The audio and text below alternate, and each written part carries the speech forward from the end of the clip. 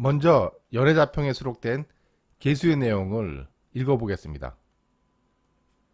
계수 응비 우로마 근통해자 즉강하 주무곤감 신환약 구규재관 불상다 신자진전 성상격 인호술비 요화중 가요화토 생심하 서북행정 기태과 주요 한자를 살펴보겠습니다. 응당 응자입니다. 여기서는 응당 뭐뭐 하여야 한다 로 해석할 수가 있습니다. 그리고 비우자에 이슬 노자고요. 작을 맞자입니다. 여기서는 하찮다 라는 뜻으로 해석을 할 수가 있습니다. 그리고 근통은 통근하는 것으로 해석을 할 수가 있고요. 곧 즉자인데요. 여기서는 바로라는 뜻보다는 가깝다는 의미를 지니고 있습니다. 따라서 강하에 가깝다라고 해석을 할 수가 있습니다. 그리고 돌아올 환자입니다. 여기서는 아직, 여전히로 해석을 할 수가 있고요. 오히려 상자입니다. 여기서는 자랑하다라는 의미로 해석을 할 수가 있습니다. 그리고 온전할 전자이고요. 그리고 갖출 비자입니다. 그래서 전비라는 말을 사용을 하는데요.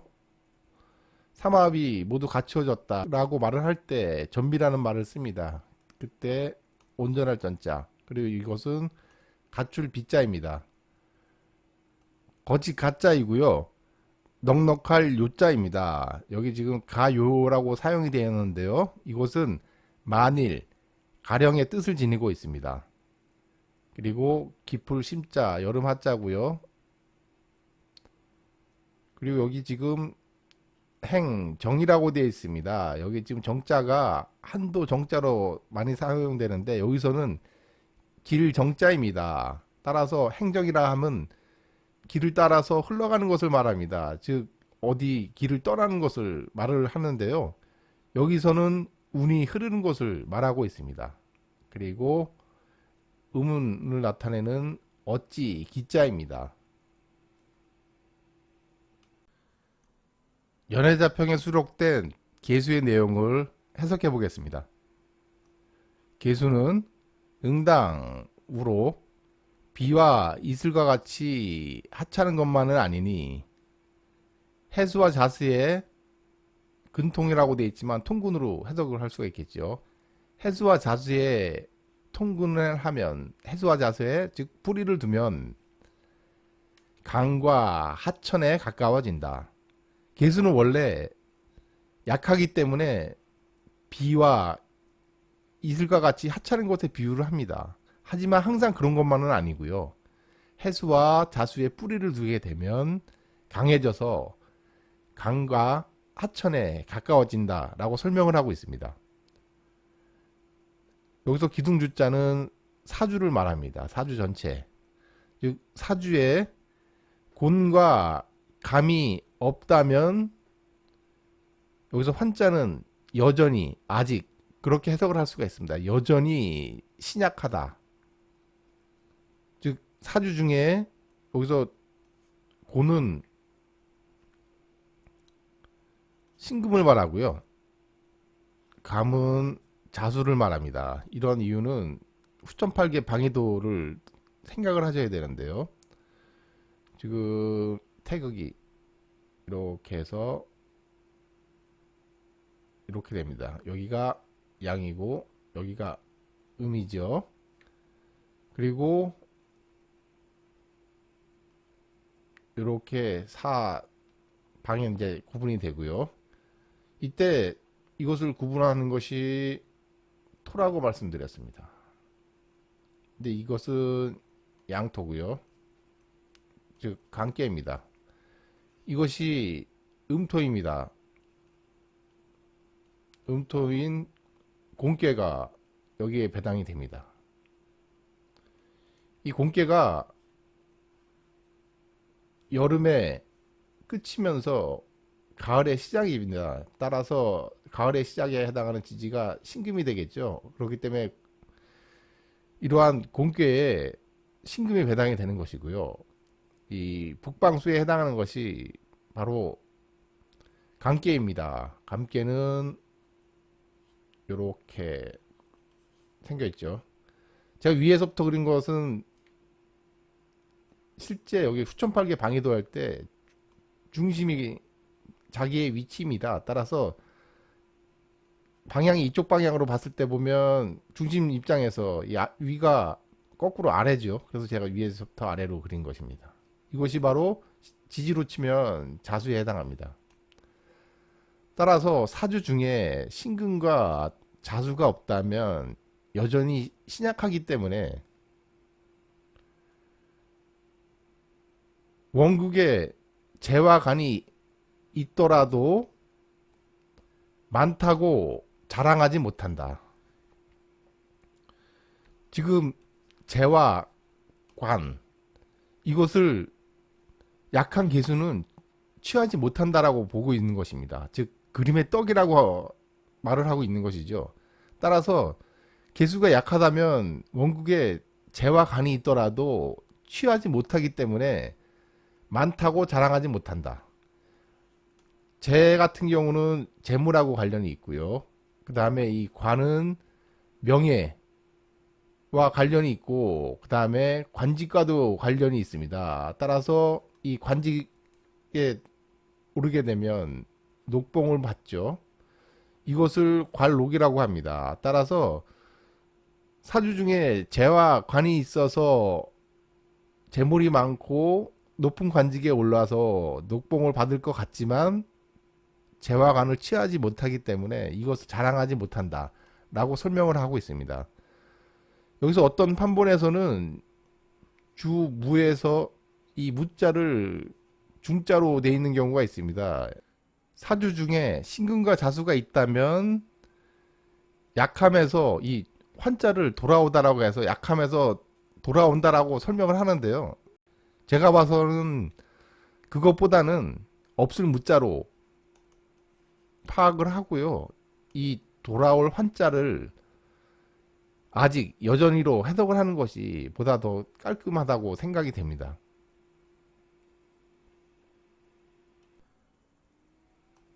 신자진 수국이 온전할 전자는 모두 갖추다. 전비를 뜻합니다. 지금 이 전비를 뜻하는데요.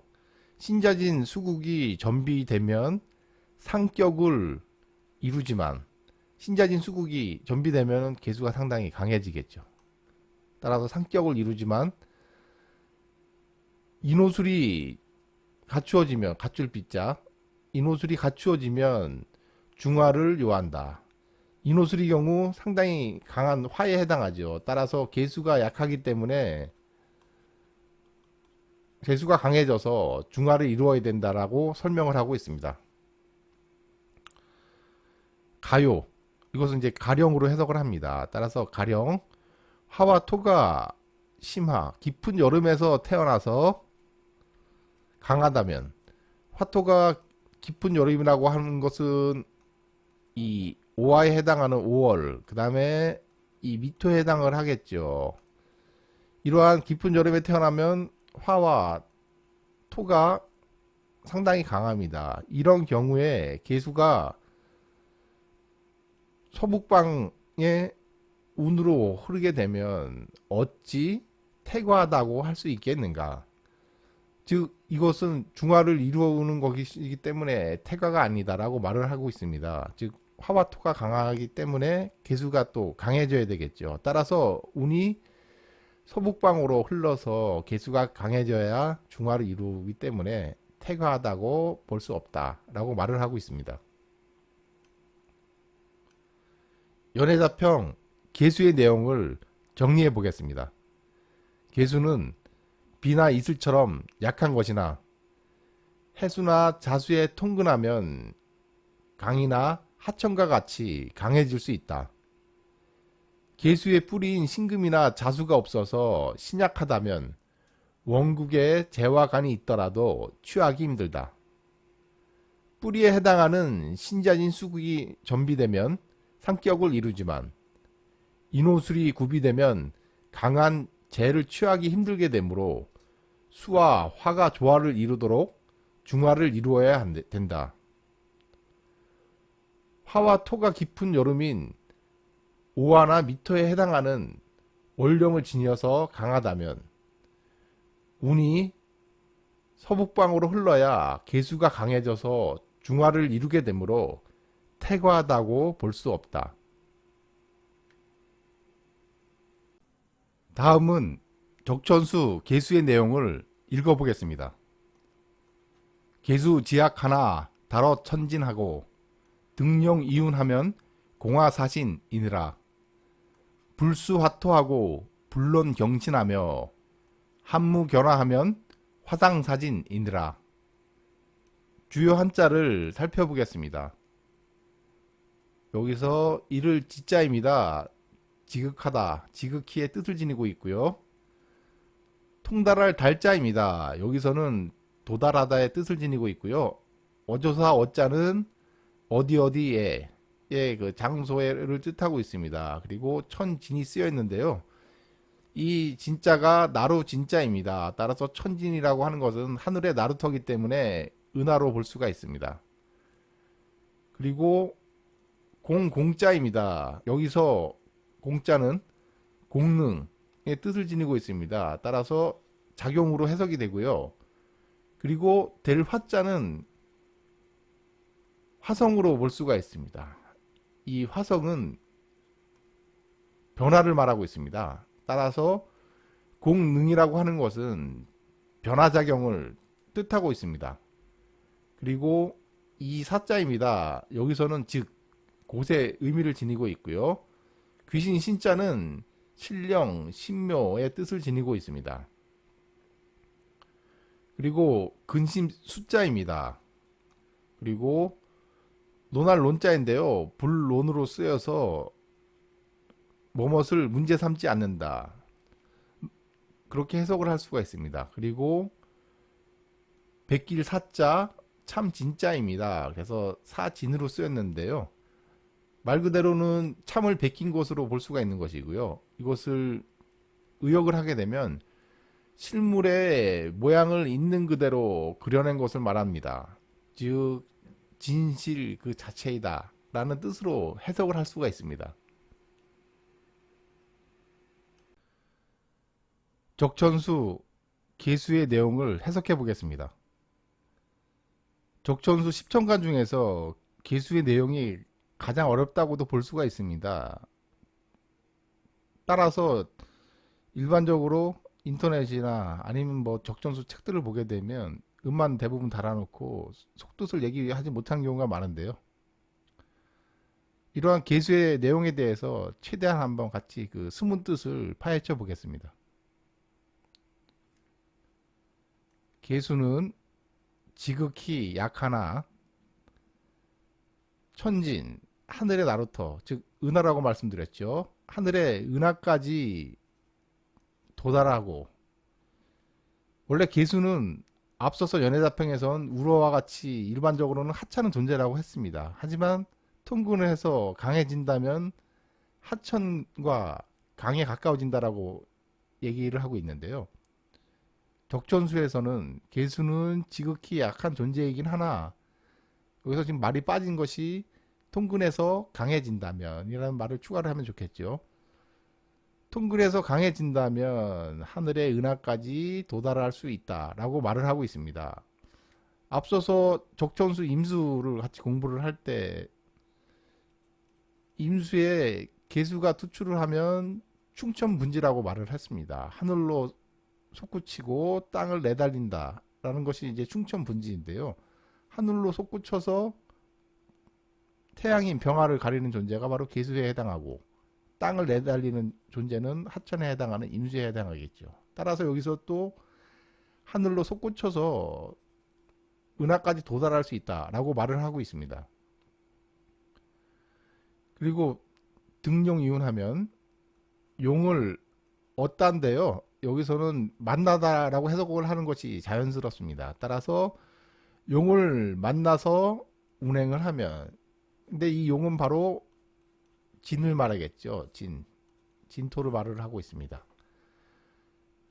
공화사신, 공화는 화자가 변화를 뜻하고 공자가 작용을 뜻한다고 말씀을 드렸습니다. 사실 개인적으로 계수를 공부를 하면서 가장 해석하기 힘든 부분이 이 공화 내용 부분이었는데요. 이것을 변화작용으로 해석을 하고 있는데, 이는 오청식 교수님의 자평진전 책의 내용을 참조를 한 내용입니다. 이 부분은 다른 한자 사전이나 중국어 사전을 봐도 이렇게 해석되는 경우가 없는데, 오 교수님 책을 보면서 제가 참조를 했습니다. 이렇게 되면 해석이 상당히 깔끔하게 됩니다. 이제. 즉 용을 만나서 운행을 하게 되면 변화의 작용이 곧 신묘하게 된다. 아주 신묘한 변화작용을 일으킨다 라고 말을 하고 있습니다. 이것을 뜻하는 것이 바로 복룡즉화설인데요. 이 부분이 복룡즉화설로 설명을 할 수가 있습니다. 복룡즉화설이라고 하는 것은 천간이 용에 해당하는 진호를 만나면 변화한다는 설입니다. 천간합의 원리를 설명을 하고 있고, 특히 그 합화오행을 설명하는데 요긴하게 사용을 할 수가 있습니다. 이에 대해서는 좀 잠시 뒤에 제가 다시 설명을 드리겠습니다. 불수화토하고 화와 토를 근심하지 않고, 그리고 경금과 신금을 불론 논하지 않는다, 따지지 않는다, 문제 삼지 않는다로 해석을 할 수가 있습니다. 약한 계수가 강한 화가 토가 와도 근심하지 않고, 그리고 불론 경신, 신금뿐만이 아니고 계수에서 놀기 힘들어하는 그러한 경금이 오더라도 따지지 않는다라고 말을 하고 있는데요. 이러한 이유는 앞에 전제 조건이 필요합니다. 사주에 계수가 다른 오행과 조화를 이루고 있어서 계수가 강하다면, 운에서 화와 토가 와서 화생토로, 토가 강하면 토국수로 계수를 더욱 극하지 않습니까? 이렇더라도 근심하지 않고, 그리고 계수에서 잘 놀 수 있는 신금뿐만이 아니라 큰 칼에 해당하는 경금이 올지라도 크게 문제 삼지 않는다 라고 말을 하고 있습니다. 그리고 마지막 내용을 해석해 보면요, 한무견화하면 무토와 합을 해서 화를 보게 되면 이것은 바로 무게합화를 말하고 있습니다. 무게합화가 된다면 화상사진이다. 화하는 상, 이것이 바로 합화를 말하는 것이죠. 이 합화의 상이 사진이다. 참을 뺏긴 것이다. 참을 그대로 박아놓은 것이다. 곧 진정한 참이라는 말이 되겠죠. 따라서 무게합화라는 것은 진정한 합화의 상이다 라고 해석을 할 수가 있습니다.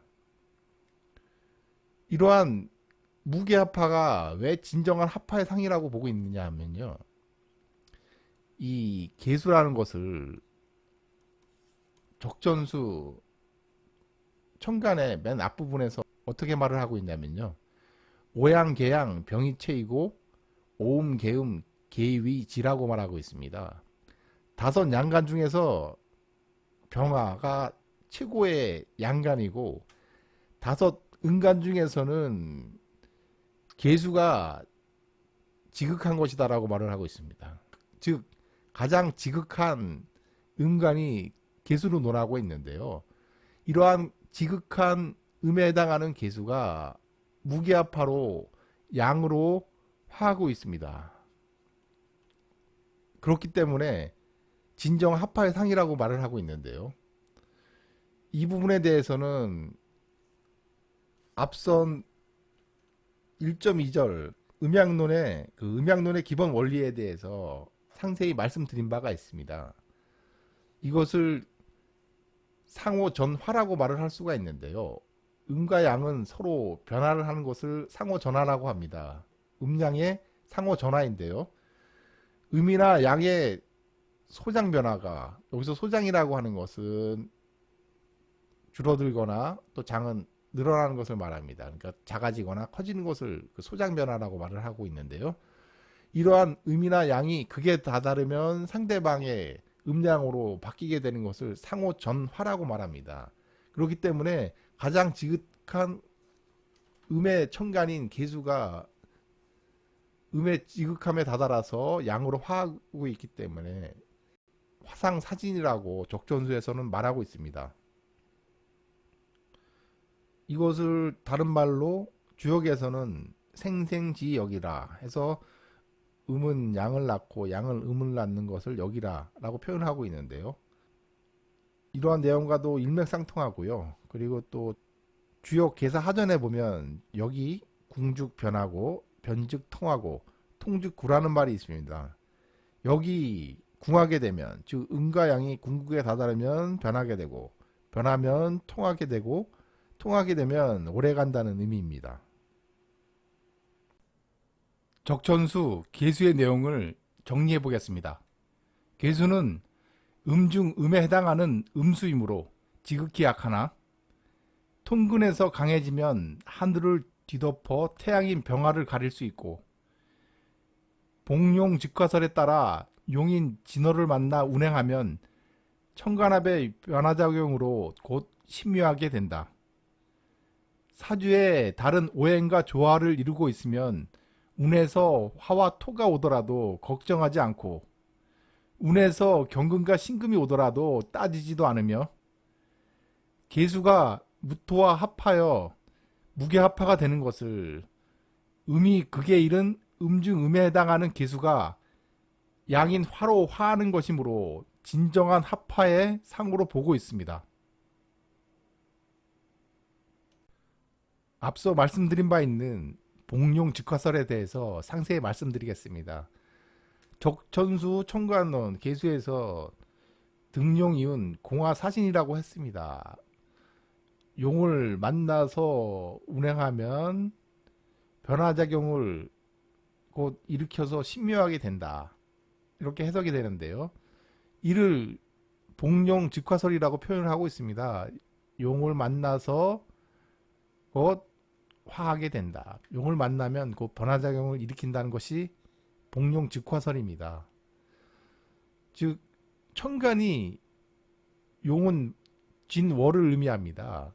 또는 월뿐만이 아니라 시로도 얘기할 수가 있는데요. 이러한 진월 또는 진시를 만나게 되면 변화한다는 설이고요. 옛부터 연과 월을 간지로 표현을 했었습니다. 이를 둔기법이라고 얘기를 하는데요. 이러한 연과 월을 간지로 표현을 하는 둔기법을 통해서 천간합의 원리를 이해를 할 수가 있습니다. 이를 다른 말로 둔기월지설이라고 합니다. 그러니까 즉 1년이란 시간을 12등분으로 쪼개서 12월로 표현을 하고요. 하루라는 시간을 12시즌으로 쪼개서 12시로 표현을 하는 것입니다. 따라서 이것을 월과 시로 표현을 한 것으로 통해서 이해를 할 수가 있는데요. 이를 둔기월시설입니다.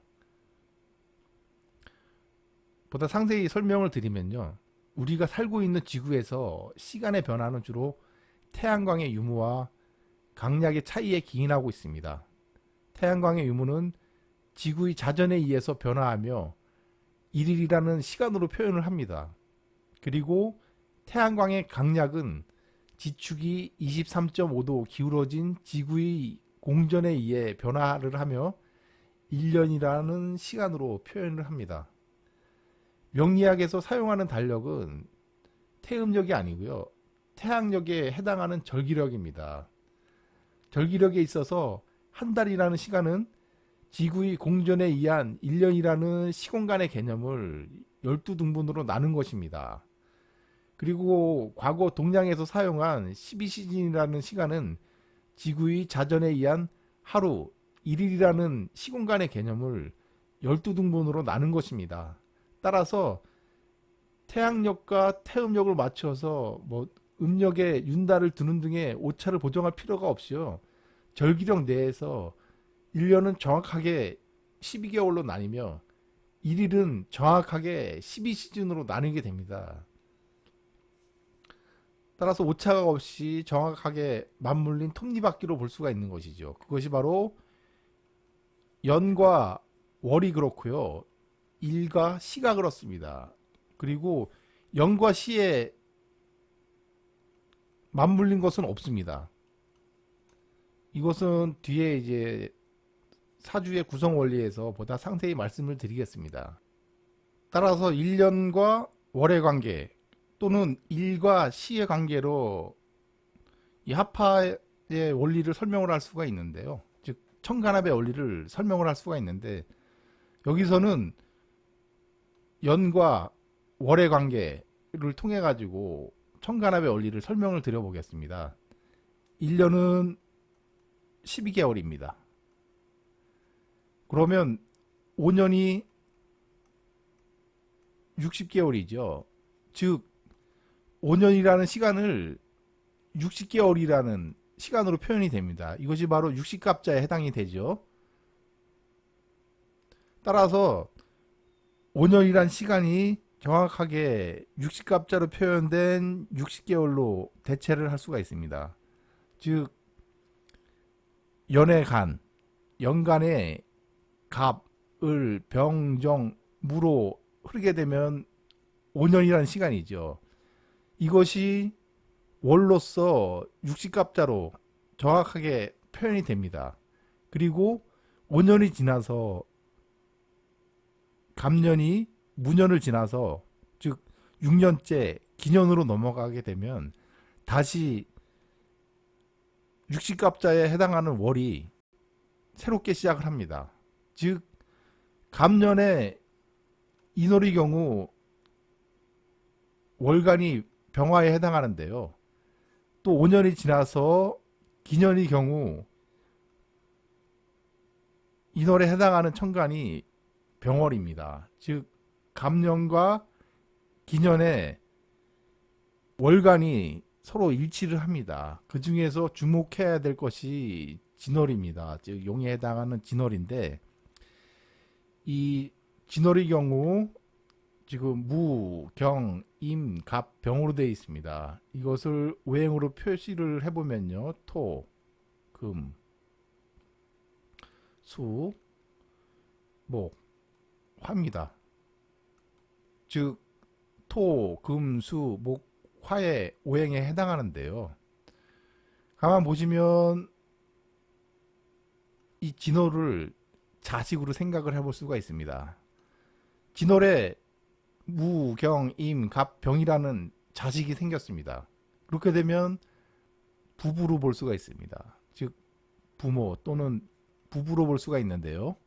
갑과 기를 살펴보면요. 기토 입장에서 갑목은 뭡니까? 정관이죠. 남편에 해당합니다.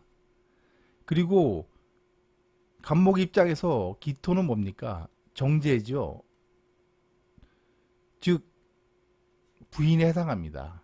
따라서 갑목은 남편, 기토는 부인에 해당하죠. 이러한 부부가 만나서 진월에는 공통된 그 자식을 낳는다는 것이죠.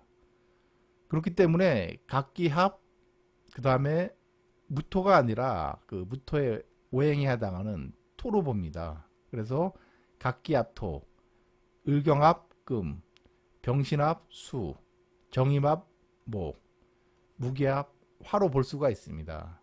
천간합에 대해서 상당히 많은 이견들이 존재를 하고 있는데요. 이에 대해서는 뒤에서 다시 천간합에 대해서 상세히 한번 같이 공부를 해보겠습니다. 물성론의 입장에서 개수에 관한 내용을 살펴보겠습니다. 먼저 개수는 음에 해당하는 수입니다. 다섯 음간 중에 가장 지극한 음이 개수에 해당한다고 말씀드린 바 있습니다. 이러한 개수는 헤아린다라는 뜻을 지니고 있습니다. 앞서서 사기에서 개수가 헤아린다는 의미를 지니고 있다고 하면서 이러한 그 헤아릴 규자에 대해서 말씀드린 바 있습니다. 여기 좀 개수가 들어가 있는데요. 이 글자가 바로 헤아릴 규자입니다. 즉 개수는 헤아린다는 뜻을 지니고 있고 땅 속에 맡겨 길러지던 씨앗이 다시 나오고자 하는 것입니다. 물상을 살펴보면 시냇물과 샘물로 봅니다. 여기서 시냇물이라고 하는 것은 원국의 개수가 다른 수와 함께 있다면 시냇물로 보고요. 그리고 원국에 다른 수가 없이 개수만 있다면 샘물로 보게 됩니다. 그리고 태양인 병화와 함께 있다면 태양을 가리는 구름으로 봅니다. 그리고 개수의 성향에 대해서 말씀을 드리면요. 일반적인 수의 성향을 그대로 지니고 있습니다. 친화력이 좋고요. 겸손하고 유연성을 지니고 있고 인내와 침묵에 해당하고요. 그리고 지혜로움을 지니고 있습니다. 개수에 해당하는 직업을 살펴보면요. 개수 하나만으로 직업을 정할 수는 없지만 그래도 일반적인 수의 특성상 단순하게 직업을 살펴보면 수이기 때문에 해외 유통, 음식과 인연 맺고 살 수가 있고요. 그리고 친화력이 좋기 때문에 영업 능력이 좋습니다. 그리고 수라는 것은 축장의 기능을 하고 있다고 말씀드린 바 있습니다. 즉 저장 장치에 해당하기 때문에 정보와 관련된 그러한 일과 인연 맺고 살 수가 있고요. 개수가 목과 함께 있다면 수생목으로 목을 잘 키울 수가 있습니다. 목은 바로 교육과 인재에 해당하죠.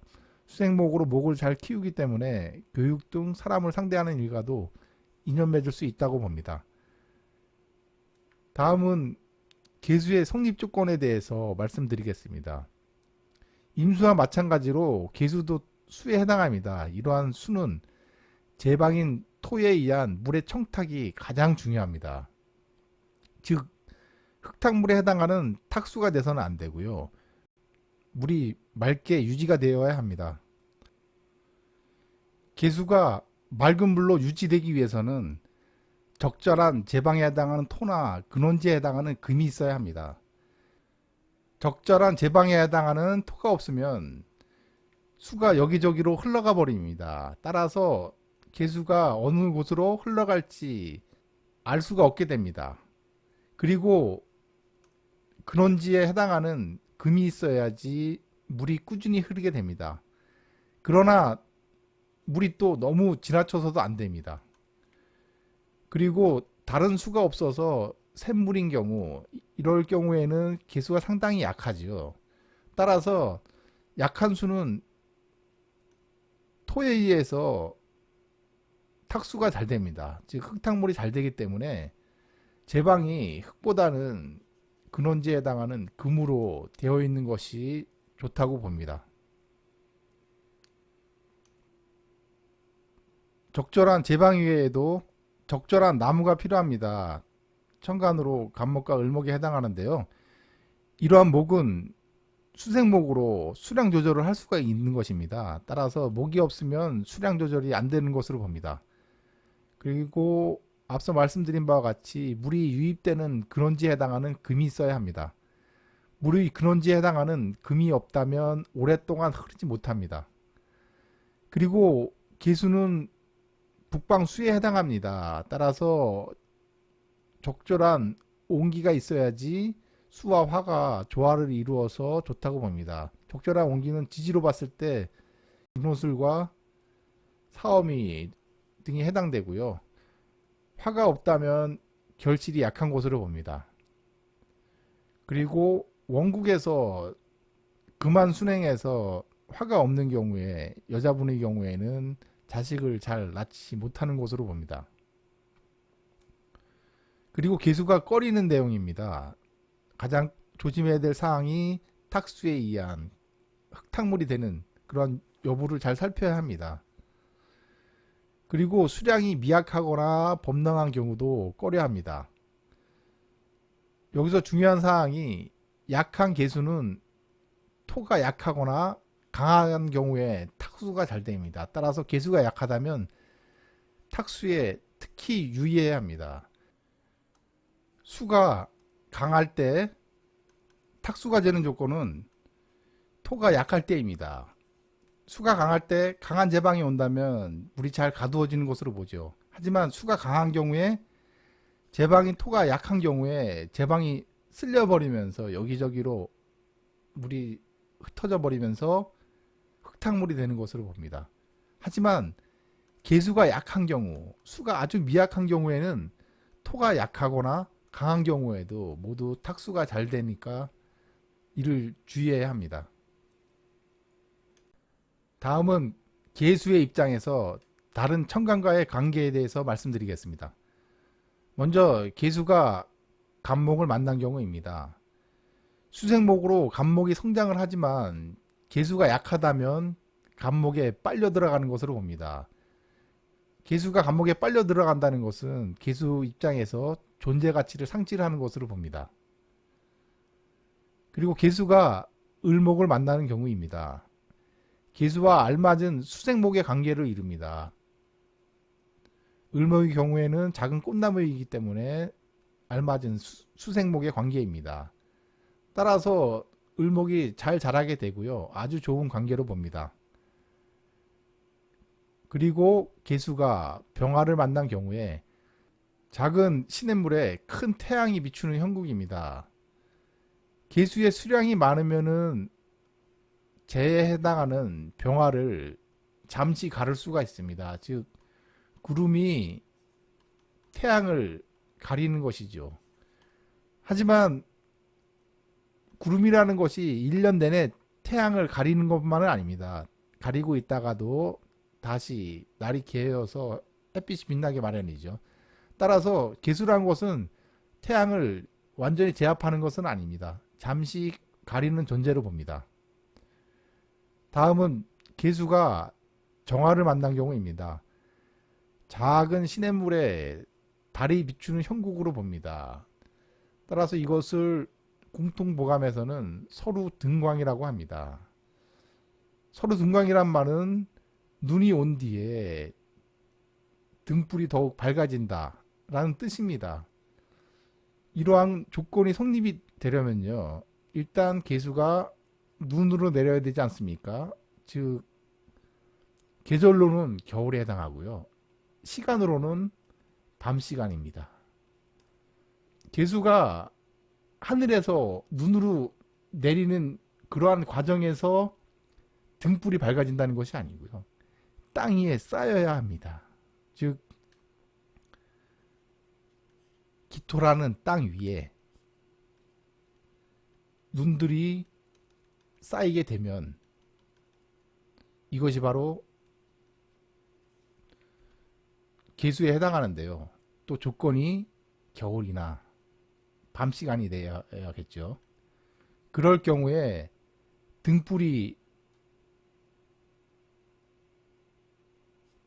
등불같이 보입니까? 아무튼 여기에 이제 불이 빛난다고 보고요.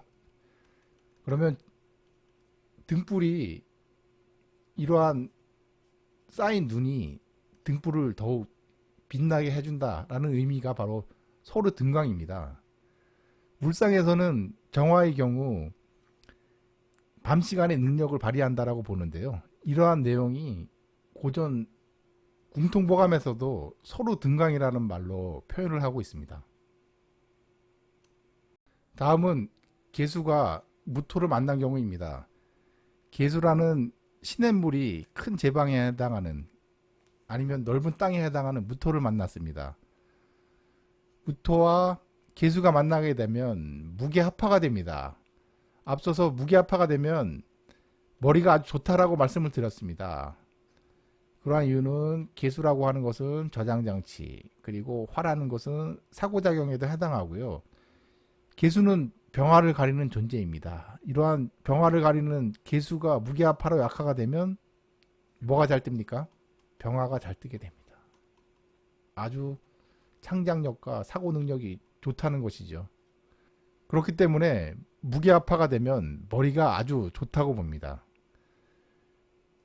또 개수가 무게합파가 되면 무게합파를 풀려고 비견 개수를 끌어올 수도 있습니다. 특히 개수가 하나가 아니라 두 개인 경우 더욱 머리가 좋다라고 말씀을 드렸습니다. 그렇기 때문에 준천재에 해당하고요. 사주의 격이 낮게 되면 장깨가 많은 사람에 해당합니다. 다음은 개수가 기토를 만난 경우입니다. 시냇물에 해당하는 개수가 적당한 제방에 해당하는 기토를 만났습니다. 따라서 일반적으로 좋은 관계로 볼 수가 있습니다. 그리고 개수가 경금을 만난 경우입니다. 경금은 큰 칼이고요. 개수는 수량이 작은 그러한 샘물에 해당합니다. 다른 수가 있어야지 시냇물로 봐서 수량이 늘어난다고 보는데요. 개수가 홀로 있어서 샘물인 경우에는 경금이 개수에서 잘 놀지를 못합니다. 따라서 숙살지권을 발휘하기가 어렵고요.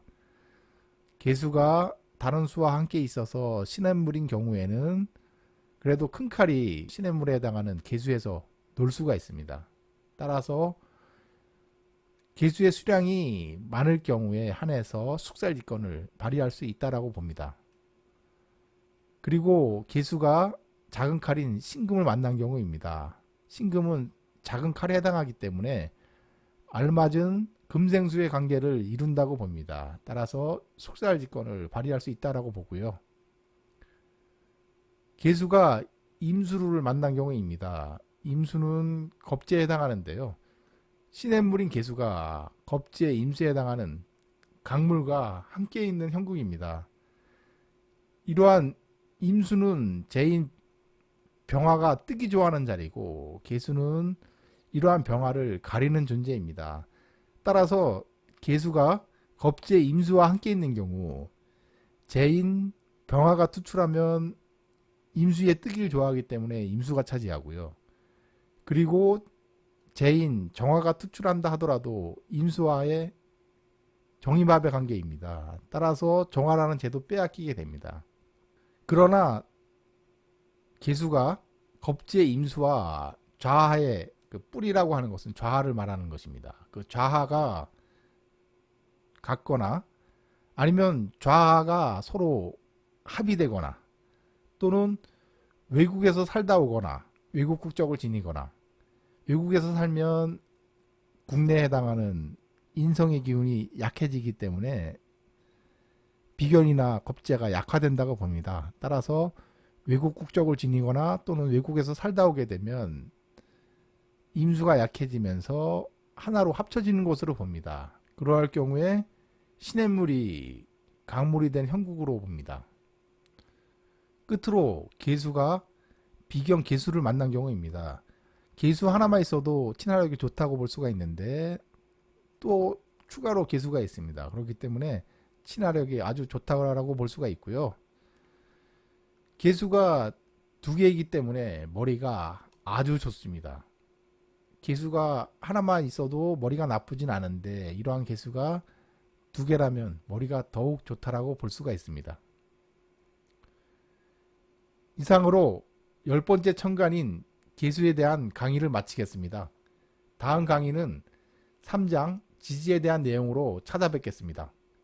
끝까지 시청해 주셔서 감사합니다.